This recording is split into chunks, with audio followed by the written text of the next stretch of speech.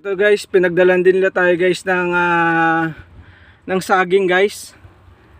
Yung saging na yan guys, ano yan, lakatan yan.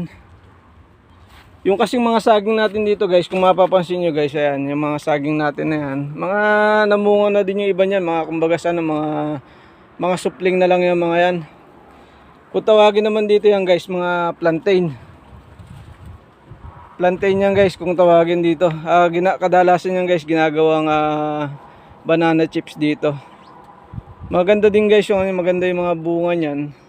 Saka matamis yung bunga, mahaba yung bunga. Ang wala tayo dito guys, etong dinala nila na to. Eto guys, ayan, lakatan yan guys. Yung lakatan sa atin sa Pilipinas yan guys. Yan ang kagandahan yan guys. Ngayon iaano ko muna sila. Kung mapapansin nyo guys, mga bagong kuha lang sa ano yan. Yung mga supling dun sa malalaki.